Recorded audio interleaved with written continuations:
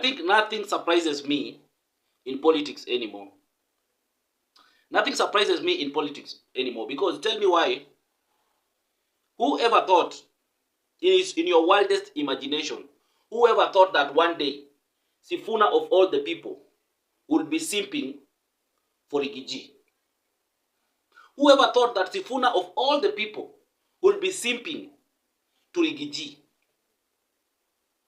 The man that Sifuna always described to be tribal, to be all this and this and this, Sifuna will be simping to Rigiji. Because tell me, what is this if this is not simping? Have a listening. Moderator, ya mwisho, Mheshimiwa Rigiji, kuna jambo ambalo lazima nikuexplainie. Sisi wana ODM ambao tulikuwa kwa competition na nyinyi, watu wa Kenya Kwanza, tukipata mwanya ya kuweka kati yenu, lazima tungeitumia. Sasa wakati impeachment yako imekuja, wacha nikwambie tu ukweli. Mimi ni SG wa ODM. Naangalia naona hapa hao watu wawili wameanza kugombana, wacha tuongeze sisi moto, wakozane wao, ni shauri yao, si hao unajua pale ontwara. Kweli tu kweli, nataka niulize hapa Nyeri. Mlikuwa mnataka nifanye nini kama SG wa ODM? Si nilikuwa nitafutie chama yangu nafasi, si ndio? Na si unaona Kasongo ameingia kwa shida. But Mheshimiwa Rigiji, let me tell you, we are convinced that there is no other formula. Before God, there is no other formula other than a united ticket against William Ruto. So, whatever needs to be done, kama ni kusameana, wacha basi tusameane tu. Lakini haiwezekani tumpatie huyo ndugu yetu nafasi yeye aweze kurudi kwenye hiyo kiti aendelee kukandamiza wananchi wetu. Nigwo. That is Sifuna. You can hear exactly what he's saying. Tell me if that is not simping. If that is not simping, I don't know what it is. Kwa wale wajui simping ni nini, I think you can Google the word. Someone who was nurtured by Raila, someone who was brought up by Raila, someone who grew politically under Raila's wings, would end up simping to Rigiji. Begging, almost like begging for Rigiji to accept him, to forgive him. And when we say that politicians have no shame, this is what exactly we are talking about. And if in your wildest imagination you ever thought that Sifuna is different, Sifuna is not different from any other politicians you've always known. He's just an opportunist. He's just somebody who is looking after his own interest. Sifuna understands one thing. Understands that Rigiji has influence over the Kikuyu votes. And Sifuna is trying to adhere himself to Rigiji so that he can see if he can still maintain his Senate seat in Nairobi. So that he can see if Gachagua can endorse him to be a senator in Nairobi. So that he can retain his seat. Because one thing is very clear. That you cannot grow politically if you are outside politics. You cannot advance if you are outside politics. You have to win a seat for you to be relevant.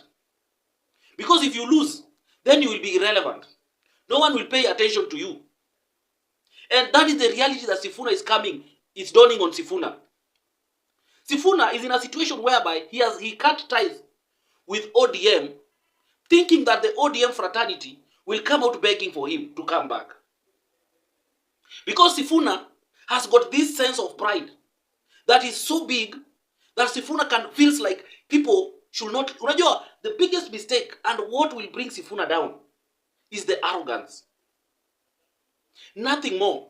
Even when he goes to Rigiji camp, those people will not be able to contain him. Why? Because Sifuna is so arrogant that no one around him feels comfortable just hanging around him. And these are things that Sifuna has not yet learned. Because when you have this sense of self-importance, you feel like you're so big that you can address people the way you feel like. That you can demean people.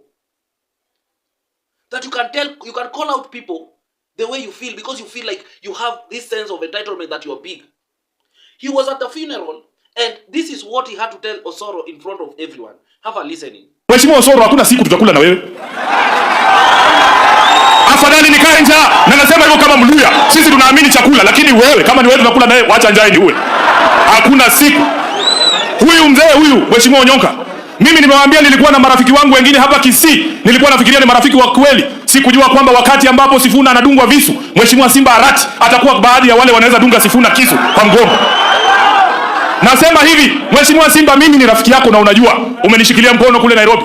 umenisaidia kampeni zangu za Senate. Mimi ni rafiki mpaka wa familia yako. Sikujua kwamba unaweza keti katika mkutano ambao unaamua hatma ya Sifuna na wewe uko wa kwanza kusema Sifuna must go. Kwa hivyo wacha nirudishe mkono na mimi. Simba must go.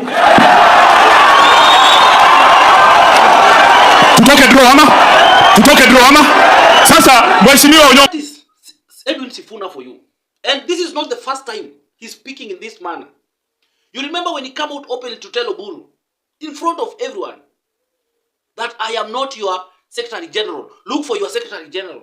Yet at the same event where he's telling Gachagua that he's still the Secretary General of ODM. You can see the arrogance in Sifuna. You remember in an interview when he went to tell Okuru Okot that he should act as a lawyer and not like a mamamboga in an interview in live interview on Citizen. Yet we all know Okuru Okot is one of the people who came up with this constitution that we now enjoy. The guy has no regard for people. The guy will tell you anything that comes out of his mind. And that is what will break Sifuna. Because right now, the reality is setting down on him. He's starting to realize that yes, I have the hype online. But can those hype be translated into a vote? You remember when Sifuna told people that they had started this platform, people should go and register. And within a month and a half, only 23,000 people had registered. Until they had to stop that thing. So Sifuna is trying to look for means of how he's going to survive. Because he has realized that after Baba's exit, his plan or whatever he was planning, because Sifuna wanted to stage a coup in ODM, so that they can remain the ones who are now, they have a voice pale ODM. But the people in ODM were not able to allow him to do that. And that is why you see ako mguu moja ndani na mguu moja nje. He wants to be in ODM but still doesn't want to leave, because he's asking himself, if I leave, where am I going? Ni wapi naenda? Because he needs to learn somewhere. And that is why he's trying to see if he can sweet talk Rigiji. To see if Rigiji is going to allow him or to support him, or his party is going to endorse him to run for the Senate of Nairobi. Because he needs those votes in Nairobi. He knows that Kikuyus are so many in Nairobi. But now the question is, you destroyed your relationship with ODM, where ODM has always had a very significant lead control in Nairobi. The people who are there, majority of the people in Nairobi, we have Luyas, we have Luos, we have all this community. You have destroyed the relationship with them. And then you are forgetting the history of the people of the mountain, which they always end up supporting one of their own. That is how they are. That is their nature. You are forgetting that Sifuna, Gachagua himself said that they are not going to leave big seats in Nairobi. They are going to make sure that they fill candidates for those. And those are his bare minimums. So I want Sifuna to tell me, where do you expect Rigiji to support you? And even if Rigiji opt to support you, there are some candidates within the Mount Kenya region are going to stand. So where do you expect you to get support from Gachagua? Because Gachagua will not support you. And even if you go to that side of Gachagua, you can never be big the way you are in Leader Mwananchi. You will have to be subservient to Gachagua. Gachagua will make sure that you are under him. Gachagua will turn you into his attack dog. So, it is sad to see somebody who people had respected like Sifuna. Someone who Raila had nurtured. Someone who Raila had elevated. To now reduce himself into a Gachagua's attack dog. It is sad. This is so low of Sifuna. But of course, his arrogance and his pride is too big. He can't see it. He will only realize it with time. So we are going to give him time. I told you that politics, you can never conclude politics in 1 day or 2 days. Because in politics, things change so fast. The Sifuna that you are praising, the Sifuna that you are telling that sijui nini na nini, is the same guy now is telling you that after kutoka ODM, sisi tuende tukakae one time na Gachagua. Tell me how that makes sense to an ODM supporter, to a Baba supporter. Tell me how that aligns with the spirit of Baba. Because if you are going by the fact that they are saying that they have the spirit of Baba, the spirit of Baba said categorically he will never work with Gachagua. And even if Raila was alive today, he would have never partnered with Gachagua. Because Raila doesn't work with people who are tribal. He never. So, you people who support Sifuna, you can now realize that Sifuna was only looking after his own interest. It was never about you. The Sifuna is using this wave of the Gen Zs for his own personal interest. It is not for your interest. So if you cry here, oh, sijui nini, he was there for the Gen Z, nina nini, that one doesn't count. Sifuna is after his own interest. There is nothing different with Sifuna and any other politician. Sifuna is in a situation whereby he's desperate. He's trying to see, nitatokea wapi? Nitatokea wapi? I have messed up in ODM. I don't know how to retreat and come back to ODM. And if you want to know that Sifuna still feels like he doesn't want to let ODM go, he still keeps on saying he's the Secretary General of ODM. Yet ODM is not consulting him on anything. They have only left him there because he has gone to court. Sifuna himself has gone to court to stop the process of his removal. So he knows very well that he messed up in ODM.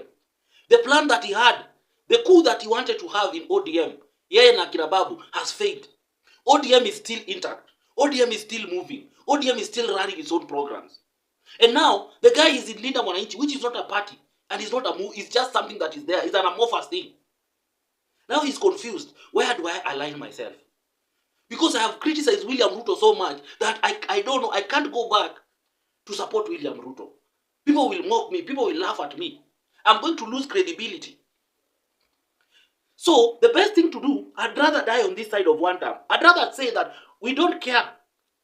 As long as Ruto go home, I'm willing to support anybody. As long as Ruto is one term. So, that is where he's thinking. He's feeling, let me align myself this side.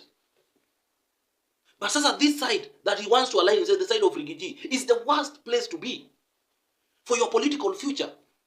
Because that, I can tell you and I can swear here, I'm telling you, united opposition is not going anywhere. Rigiji doesn't care whether William Ruto wins this seat or not. Rigiji is more concerned in his party DCP getting members of parliament, MCAs, senators, women rep, and governor. That is all he's concerned about. Because the guy knows very well, he cannot run for a seat. So he needs something that he can be able to bargain with once he wins. I hope mnanielewa paka hapo. So the move that Sifuna, and that's why I kept on saying, that Sifuna is somebody who is very naive. And if there is one thing that will destroy Sifuna, if there is one personality, if there is one thing that will destroy Sifuna, ni arrogance. Ni ile kiburi yenye ako nayo. That is one thing that will destroy Sifuna. That is one thing that will make even people, because you can see even how Caleb Amisi is speaking about Unite Linda Mwananchi. He's able to see through Sifuna, and he can see the arrogance. The guy is arrogant, the guy is entitled, but the guy has no plan. You get? And it is sad that he walked under Raila's footsteps, but he never picked anything from Raila. Because the mistakes that he's making, he's going to regret them very soon. See, Mbali, very, very soon. Anyway, guys, tell me what you think about Sifuna and his movement and his association with Rigiji. Of course, we talked about it. It was something that it was coming because the signs were all over. Tell me what you think about it. But above it all, as I always say, put your views in the comment section, but remain respectful. Do not insult leaders. Do not insult politicians. Do not insult your fellow Nini. You don't gain anything by insulting people. Just share your views. You can't disagree with me. You can't disagree with anybody. It is okay to disagree. But it shows too much immaturity when you want to push your point by insulting someone or by calling them names. You don't get anything by that. Just point out the things that you feel like are not right. Just say your opinion the way you feel. Don't use insults. You don't get anything from it. As I said, this platform, we want it to be a safe space for everyone. Anyway, tell me what you think in the comment section. And if you feel like you want to support this platform and you want us to partner, my number is always here at the end of every video. So feel free to reach out. Na kama kawaida, I'll see you next time.